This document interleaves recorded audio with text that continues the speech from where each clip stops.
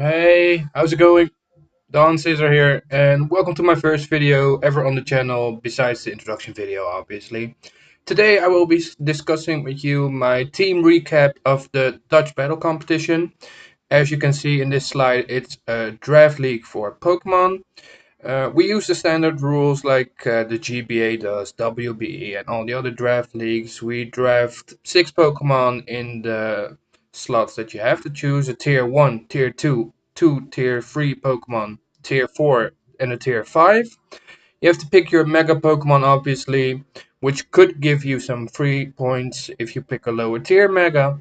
And then you have 4 picks left with 400 points to complete the team. Last season in season 3, I decided to go with a testing team per se. Was filled with a lot of Pokemon I never used before and just want to have fun with it, try it out. It didn't work that good for me, to be honest. We did reach the finals though, however, and came in close. We lost the finals with only 1-0, and I think his Pokemon had like 20% health left. So it was close. So I hope we're gonna do it better this year. I didn't have quite a plan starting the draft because the draft is with 20 teams in total, and I had the 16th slot in total, and we basically gave each other 12 hours per pick.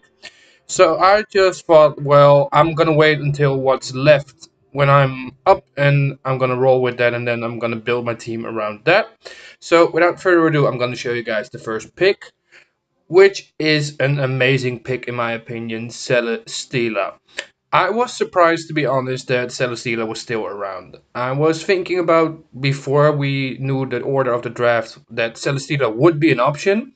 You guys don't know that yet, but I'm quite a lover of steel types, and I've used Celesteela and OU before, but never in a draft league. But Celesteela is just awesome. You can run it very versatile. You can run it physically defensive. You can run it offensive.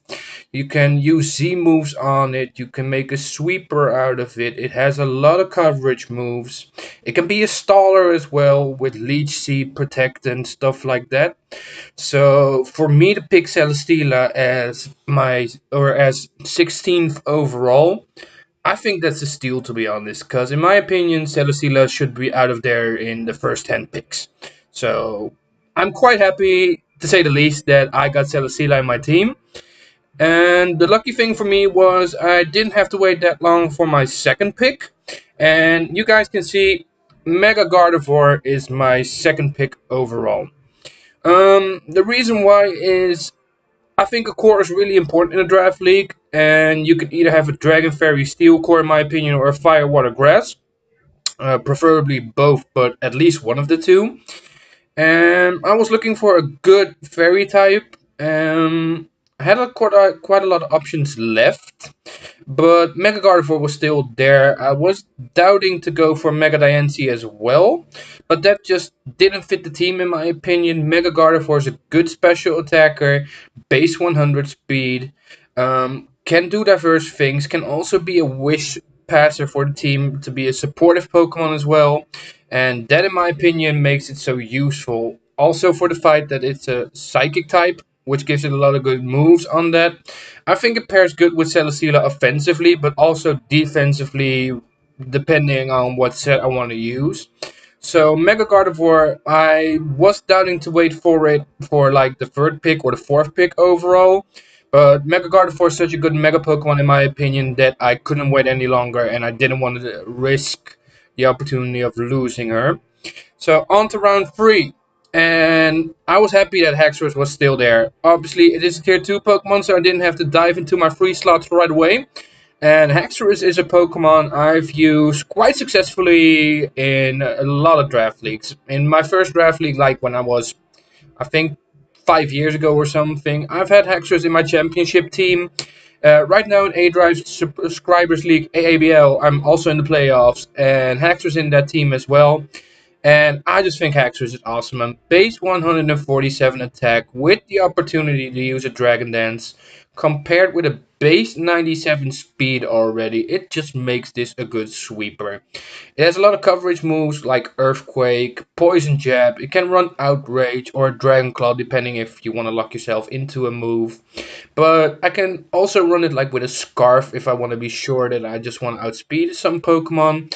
I can run a Choice Bandit in case my opponent doesn't have any good speed tiers and I just want to hit like really, really hard. So me picking Hexerus like for my Dragon Fairy Steel Core, I think this team is looking pretty solid already.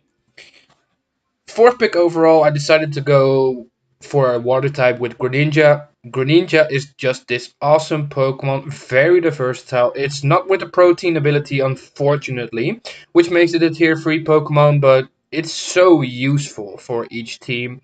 It can run spikes, it can run toxic spikes. It's 122 base speed, if I'm correct, so it's hard for people to outspeed Greninja. So you're almost guaranteed to get your rocks up provided with a U-turn and like base or like stab water moves like Scald and everything. It's just a good Pokemon. I've used it in OU as well quite a few times and it was useful for me, so I thought this would fit the team perfectly. Also because I always want a team that has like U-turn and Volt Switch opportunities within the team. Greninja obviously gets U-turn, so me grabbing Greninja in round 4 is just awesome and fits the team perfectly in my opinion. So this time we have to wait another round again. And I was looking like, okay, I still don't have a Volt Switcher, so basically I'm gonna look for that in the next pick. And I decided to go with Rotomo. Rotomo, obviously, like you can see, also in tier 3, so I still didn't need to use my 3 points. It's an electric type with levitate ability, so Earthquake or ground type moves are not immune to it, so that's awesome. And it's also a grass type in the same way. And I think the Rotoms, doesn't matter which Rotom, but they're good electric types because of the levitate ability. But they also get defog. And defog is something that I really need in my team to get the rocks away on the field if I need or if I want to do that in that case. Rotom provides me with a Volt Switch opportunity, has good defense with base 107, rocking the board on both defense and special defense. So, me using Rotom, I've never used it in a draft league before, but I'm looking forward to using it and I think it will make a great attribute to the team. Next up, to be honest, I got sniped here because I was looking to grab Infernape to complete the Fire Water Grass core. I think it was like 5 rounds before it was my turn again that it got picked, so I had to look for something different. I decided to go with another fire type, which will come back later in the draft. There wasn't much left in tier 1 anymore, so I decided to go with Conkeldurr. Conkeldurr is also like Infernape, a fighting type, which Infernape obviously has the fire type with it as well. But Conkeldurr, I've used him as well in draft leagues in the past as well, and he is just amazing in my opinion. And I think he's overlooked at in a lot of draft leagues. Obviously, his speed is not the best, but he compensates that with the fact that he has Mach Punch for priority. So if a Pokemon is at a low speed or at a low health range, I mean, you can just Mach Punch it and Conkeldurr gets the kill. It gets a lot of coverage moves with Thunder Punch, Fire Punch, Ice Punch, Drain Punch to get his health back. It has 3 amazing abilities with, if I'm correct, Guts, which boosts his attack if he's like burned or whatever. He has Iron Fist, which boosts the attack moves or punching moves, and if I'm correct, he has Sheer Force as well on there. So I can run him very versatile. My opponent has to look out if Conkeldurr is on the field, because it's just a killing machine in my opinion, and I'm glad it was still there. Like I said, there wasn't much left in tier 1 that I wanted to have that would fit the team besides Conkeldurr. So that's why I decided to go with a tier 1 Conkeldurr at this point in the draft. Next up, I chose Gligar in tier 4. The reason for that is Gligar is a good Stealth Rock user and I think one of the best Eviolite users in the game. It's very good as a wall in my opinion because it's hard to break through. Obviously it has a weakness to ice, but I can compensate that with the rest of my team as you guys can see. Also provides me with momentum so it can put the Stealth Rocks on the field and just U-turn out of there. It gives me another option besides Rotom Mo to use Defog in the team so that I don't need to bring Rotom Mo every day or every match if I want to use defog. So it makes my team a little bit more difficult to prep on. The only downside to this, in my opinion, is that Rotomo and Gligar do share an ice weakness together, so my opponent can basically prepare for that. But like I said, my team all around is looking good, and I think we can cover that ice weakness up. I don't think that's going to be that much an issue. But I'm happy Gligar is here. Like I said, one of the best Eviolite users in my opinion. And for tier 4 Pokemon, I think it's a good attribute to the team. On to the next pick. Like I already said when I was talking about Conkeldurr, I had another fire type on the radar. Decided to go with it because at this point in the draft, a lot of fire types were going away. Pyroar doesn't get chosen a lot. I get noticed in the draft leagues. Besides, like the familiar YouTubers, they choose Pyroar a lot more than the unfamiliar people do. But I was looking at Pyroar's stats and they were pretty good. He has a 106 base speed, which makes it a good Scarf option for my team if I want to go that way. But it also has a good special attack. So if I don't need the speed on it again, I can also just run it like with specs or even a Z move I can put on there to like surprise my opponent. Um, the downside to it is that it's also considered a normal type, so it does get a fighting weakness to it as well. But I'm not really too concerned about that. I think Pyroar is an amazing attribute to the team. Hits really hard on the special side. And it's a fire type I've never used before. I've seen it been used a lot of times very successfully. And I'm just excited to use it myself and see what happens. And hopefully it will surprise me and you guys as well. Next up, I'm looking to see how I'm going to divide my free points because I was having a couple of options left. I was looking on the team and noticed I didn't have a poison type yet. And I decided to go with Scolipede. Scolipede is a Pokemon with 112 base speed. Gets the speed boosting ability in this league. Unfortunately, it cannot baton pass if I'm using speed boost, so that's unfortunate. But Scolipede, in my opinion, is an amazing threat, and I'm quite surprised Scolipede is still there. It's a Pokemon I've never really looked into myself either for a draft league. But when I was looking to decide how I'm going to use my 3 points, Scolipede was just amazing. It can be run offensively, obviously, with also a sword dancing option. Compared with the speed boost, there's not a lot of Pokemon out there that will outspeed it, so I will always get a hit off. Or I can just run it with a lot of speed and put 2 layers of toxic spikes on the field so that my opponent gets toxic really bad, which will drain the team down and give other Pokemon in my team the chance to sweep that team. So I think Scolipede is an amazing attribute again on the team, and it gives my opponents a lot of thinking in their prep.